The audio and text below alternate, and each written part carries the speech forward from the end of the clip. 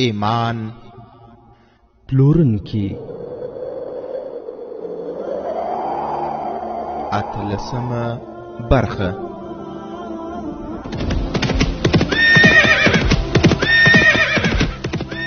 د سلطان صلاح الدین ایوبی رحمه الله د دوران رښتینی کیسې.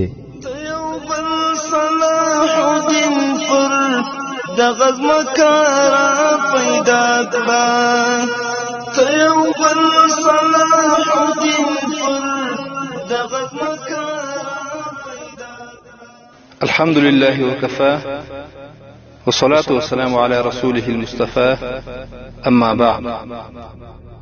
مګنانه ماریوس وویل زه د هیڅ چا د امر تابع نه یم، زه او تاسو ټول د الله جل جلاله د هدایت تابع یو. ورونو په دغه ځای کې بیا هم یوې وړې تفسیري ته اړتیا ویني. د مګنانه ماریوس پر روانه زړه بوږنونکې پیښه کې به واورئ چې دا د نن ورځې ځانونه چې بشر دوستان ګڼي، دوی بشر دوستان نه بلکې بشر خواره دي. د ځمکې په سر ټول شرارتونه او د فساد جرړې هم دوی او د دوی ګوډاګیان کوي. خورونو د ځمکې په سر تر ټولو مظلومه طبقه بندیان دي چې د بشر په تاریخ کې پرې بې حده ظلمونه او نارواوې شوي او اوس هم روانې دي. هغه له انسانیت او بشریت لرې بوږنونکي ظلمونه چې کوم پر مجاهدینو بندیانو د اقرار او حبس په دوران کې کیږي څوک یې تصور هم کولای نشي. تر سهاره په یو پخره ځړول، برقي شاټونه ورکول، چپول چاک او پر اوبو باندې در هغوی سرونه نه ایستل تر هغو چې اوښ یې په ځان کې او همدارنګه په قفسونو کې اچول، په سپه یې خوړل او نور دې ته ورته ظلمونه چې انسانیت یې له یادولو شرمېږي. دوی په مجاهدینو او عامو مسلمانانو کړي او اوس هم روان دي، خو د اسلام له تاریخه نه خبره سیکولر او مرتد واکمنان د عامو مسلمانانو په وژلو خوند اخلي او ننداره یې کوي. خو دوی د خبر وي چې د اسلام اصلي بچیان لا ژوندي دي، چې د دوی او بادارانو هیلې به د خاورو سره خاوري او د اسلامي خاورو به یې وشي ان شاء الله تعالی. خیر اوس براسو د مګنانه ماریوس واقعیت. مګنانه ماریوس وویل زه د هیڅ چا د امر تابع نه یم، زه او تاسو ټول د الله جل جلاله د هدایت تابع یو. قومندان هغه ورټ د مګنانه ماریوس سره توره وه، ودرېد او پر قومندان د توري وار ته ځان تیار کړ. د هغوی ملګري ترمنځ شول. مګنانه ماریوس وویل زه د خدای رټلی بنده یم، زه د ګناه او بې عدالتۍ ترمنځ غوټې وهم. تاسې پوهیږئ چې زه یې د 13 کلونو لپاره ولې زندان ته اچولی وم. 15 کاله تېر شول چې زما یوه 14 کلنه خور تښتول شوې وه. زه غریب سړی یم، پلار مې مړ دی، مور مې ړنده ده، زما کوچنیان بچي دي. په خوارۍ او مزدورۍ مې د خپلو بچو نسونه پالل. ما په کلیسا کې د یسوع مسیح له بت او صلیب نه څو کرتې پوښتنه وکړه چې زه ولې غریب یم. ما هیڅ کله ګناه کړې نه ده. زه په ایماندارۍ سره شپه او ورځ دومره خواري او مزدوري کوم، خو بیا هم زما د کورنۍ نسونه وږي وي. الله تعالی زما مور ولې ړنده کړې ده؟ یسوع مسیح ما ته ځواب را نه کړ. او چې کله مې پیغله خور وتښتول شوه، زه د پیغلې مریم عکس ته ورغلم او د هغې له عکس نه مې پوښتنه وکړه چې زما د پیغلې خور په پیغلتوب دې ولې رحم ونه کړای شو؟ هغه معصومه وه. د هغې ګناه دا وه چې الله جل جلاله هغه خپلې پیدا کړې وه. ما ته یسوع مسیح هم ځواب را نه کړ. د پیغلې مریم یې هم کوم ځواب وانه ورید. یو ورځ راته د یو ډېر شتمن سړي نوکر وویل چې ستا خور د هغه شتمن سړي په کور کې ده، هغه عیاش سړی دی، پیغلې تښتوي، یو څو ورځې ورسره لوبېږي او بیا چیرې ورکوي. خو هغه سړی د بادشاه په دربار کې کینی، خلک یې درناوی کوي. بادشاه ورته د منصبدارانو توره ورکړې. له ګناهګارۍ سره سره ترې خدای خوښ دی. د دنیا قانون د هغه د لاس نانځکه ده. زه د هغه کور ته ورغلم، خپله خور مې ترې وغوښته. هغه زه په دې کور له کوره راویستم. زه بیا کلیسا ته ولاړم. د یسوع مسیح د بت او پیغلې مریم د عکس په مخ کې مې وژړل. خدای ته مې نارې کړې، هیڅ چا ځواب را نه کړ. زه په کلیسا کې ځان ته وم. پادري راغی، هغه زه ورټلم او له کلیسا یې ویستم او راته ویې ویل له دې ځایه 2 عکسونه غلا شوي دي، لاړ شه که نه پولیسو ته دې سپارم. ما په حیرانتیا سره له هغه وپوښتل آیا دا د خدای کور نه دی؟ هغه ځواب راکړ ته د خدای کور ته زما له اجازې پرته ولې راغلی؟ که د ګناهونو بخښنه غواړې ما ته راشه، خپله ګناه ووایه، زه به یې خدای ته ووایم چې ستا ګناه وبخي. ته مستقیما له خدای سره خبرې کولی نه شې. زه له دې ځایه ولاړ شه. او د هغه ملګریو زه د خدای له کور راویست. هغه په داسې لهجه خبرې کولې چې ټول ورته غلي ناست. د نجونو اوښکې روانې شوې. د شپې د تیارې په چوپتیا کې د هغه خبرو په ټولو د جادو په څیر باندې اثر کړی. هغه ویل چې ما پادر ته د یسوع مسیح بوت ته د پیغلې مریم عکسونو او هغه خدای ته چې ما په کلیسا کې ونه لیدل ټولو ته د شک په سترګه کتل او راووتم. کور ته ولاړم. لندې مور مې وپوښتل زما لور راغله او که نه. زما ښځې او بچو ټولو پوښتنه وکړه. زه هم د بوت او عکس په څیر غلی وم، خو په سینه کې مې توپان راپورته شو. بهر راووتم، ټوله ورځ ګرځېدم. ماښام مې یو خنجر واخیست او د دریاب په غاړه مې قدم واخیست. شپه تیاره شوه چې په هغه لور روان شوم چیرې چې خور راسره مرسته کوله. نو د لیرې څخه مې د هغې ماڼۍ څراغونه ولیدل چې خور مې پکې بنده وه. بیا زه ډېر چټک روان شوم او د هغې ماڼۍ خواته ورغلم. زه دومره چالاک او هوښیار سړی نه وم، خو چالاکي راکې پیدا شوه. زه د شا له دروازې نه دننه ورغلم. د ماڼۍ په کومه کوټه کې شور ځواک و، ښایي چې ځینې خلکو شراب څښل. زه یوې کوټې ته ننوتم. یو نوکر مې مخه ونیوله. ما خنجر د هغه په سینه کېښود. د خپلې خور نوم مې واخیست. پوښتنه مې ترې وکړه چې چیرې ده. نوکر زه دننه په کوړه یې پورته وخېژولم. یوې کوټې ته یې ننایستم. ویې ویل دلته ده. زه دننه ولاړم. د بهر نه راپسې دروازه بنده او کوټه هم خالي وه. دروازه خلاصه شوه او ډېر خلک دننه راغلل. له هغوی سره تورې او ډېر کوتکونه وو. ما د کوټې شیان پورته کول او هغوی مې پرې ویشتل. ډېر څه مې مات کړل. زه هغوی ونیوم، ویې وهلم، بېهوشه شوم. خو بېرته چې په هوښ شوم په زنځیرونو او زولنو کې تړلی وم. زما پر خلاف باندې دا تور و چې ډاکه مې کړې ده. د بادشاه د درباري کور مې خراب کړی او 3 کسه مې د وژلو په نیت زخمیان کړي دي.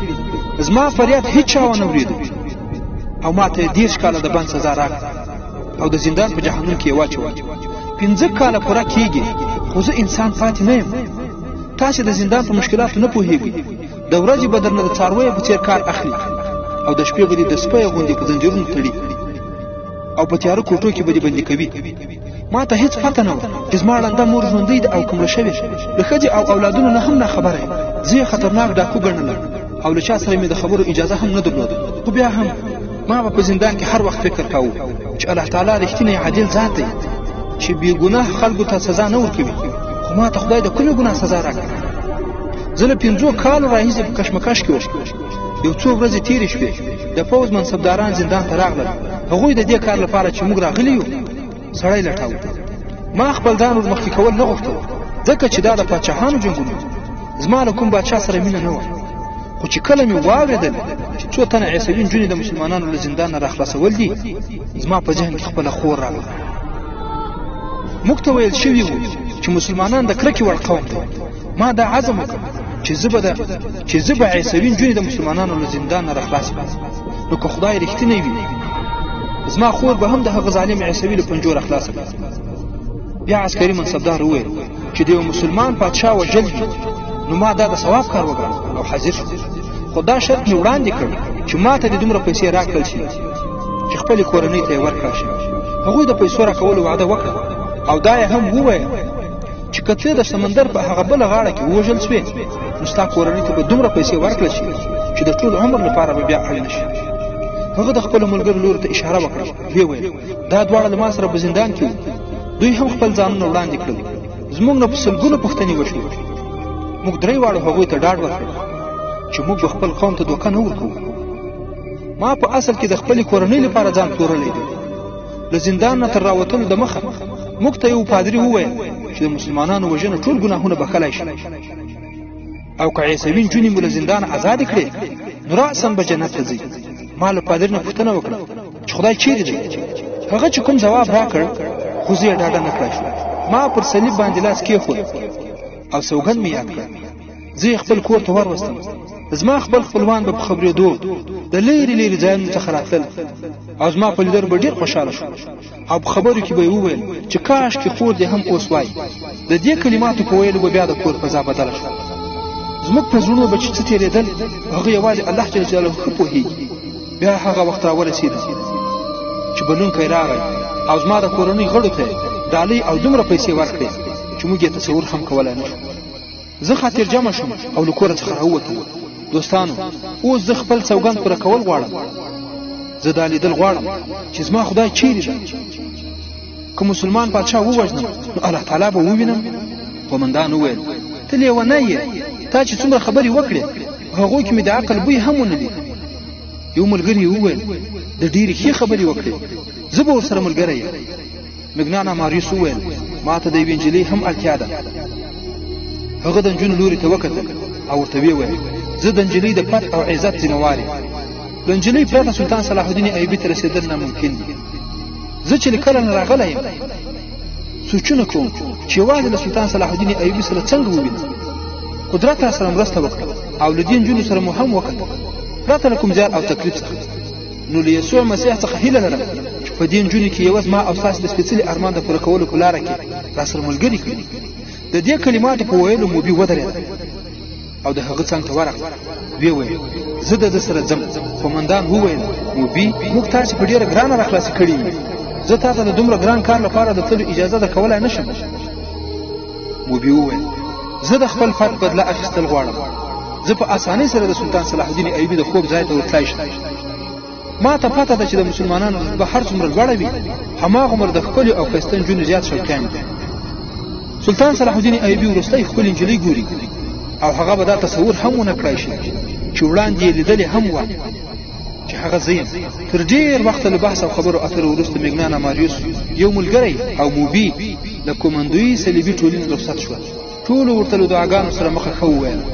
هغوی دوه اوښان واخیستل، په یو باندې موبي سپاره شوه او په بل باندې دواړه سړي سپاره شول. له هغوی سره مصري پیسې او د سرو زرو اشرفي وې. دواړو سړو چغۍ پر تن کړې.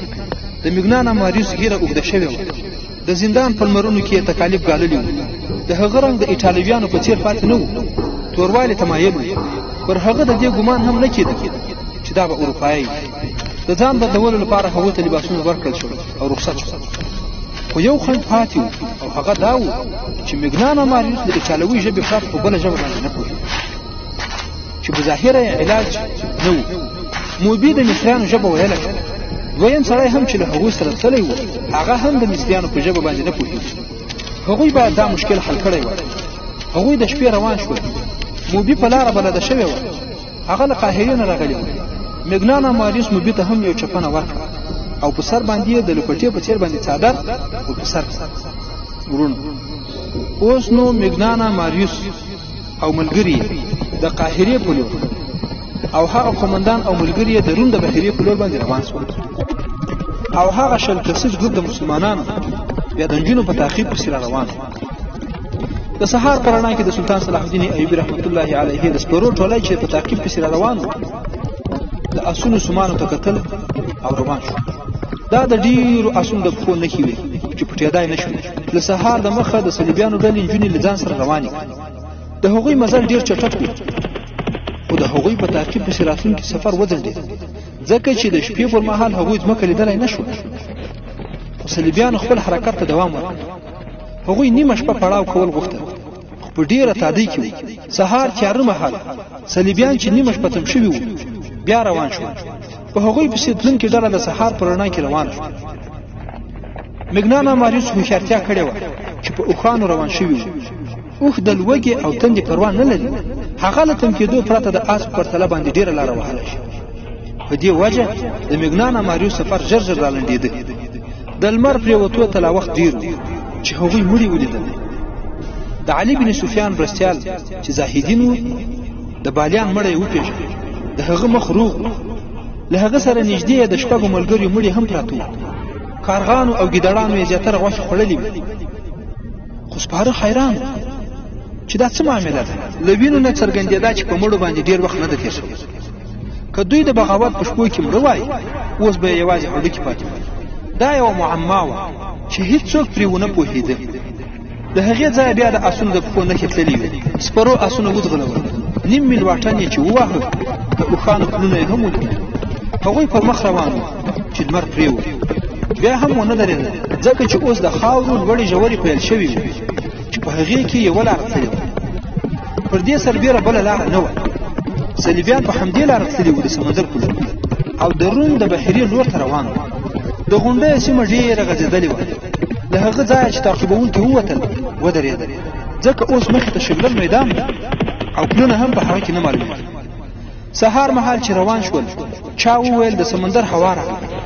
سمندر لرې نه و خو تر دې دمه یې لا صلیبیان لیدلي نه یو ځای په لاره کې د خوړو پاتې شونې ومینده چې ترې دا څرګندېده چې دلته چا شپه تېره کړې او اسونه یې هم هلته تړلي بیا اسونه له هغه ځایه روان شول د لارې په میندلو یې اسونه وځغلول اوبه یې وڅښلې او دا ټول بیا روان شول ځمکې داسې ښودله چې اسونه یې مخې ته روان وي د سمندر هواګانې توندې شوې وي چې د سمندر بوی هم پکې له ورایه احساسېده بیا د ساحل ګټان ولیدل ځمکې داسې ښودله چې اسونه یې مخې ته روان او بې شمېره اسونه دي د ساحل ګټان یا هغه کمرونه د اسونو د رفتار له امله رانږدې کېدل تعقیب کوونکو پر یو ګډ دوه سړي ولیدل هغوی د دوی لوري ته کتل بیا ژر د سمندر لوري ته ښکته شول اسونه نور هم چست شول ګټانو ته نږدې ورغلل د خپلو اسونو درولو ته اړ شول ځکه څو ځایه باید د ګټانو په منځ کې تیر شوي وای یو سړی په ګټ باندې د ختلو او د څار کولو لپاره ولې هغه سړی له آس نه کوز شو په منډه د یو ګټ سر ته وخوت چې پورته ولاړ په هغه ځای کې څملاست شاته یې وکتل او خپلو ملګرو ته یې اشاره وکړه چې پیاده ورسي سپارل آسونه کوز شول او په منډه تر ګټ پورې ورغلل تر نورو مجاهدینو لومړی د علي بن سفیان مرستیال وروخوت هغه شاوخوا ته وکتل او په منډه راښکته شو خپل ملګري یې شاوخوا خپاره کړل او بېلو بېلو ځایونو ته یې د ځان رسولو امر وکړ له بلې خوا نه د اسونو د شڼا غږونه راتلل صلیبیان هلته موجود وو دا هغه ځای و چیرې چې سمندر له ګټانو دننه راتېر سوی د صلیبیانو کومندویي ټولۍ خپله کښتۍ هلته درولې وه هغوی له اسونو کوز شوي وو او په کښتۍ کې سپرېدل ورونو دا چې مسلمانان هم خپل هدف ته ډېر نږدې دي او صلیبیانو هم خپل هدف لاسته راوړی او غواړي چې خپل ځای ته یې ورسوي آیا صلیبیان به خپل هدف ځای ته ورسوي او آیا مسلمانان به بریالي سي چې دوی بیرته راوګرځوي او هدف یې ورشنډ کړي او د میګنانا ماریوس په اړه څه فکر کوئ چې میګنانا ماریوس ملګری یې او هغه نجلۍ به له کوم برخلیک سره مخ سي د اتلسمې برخې پای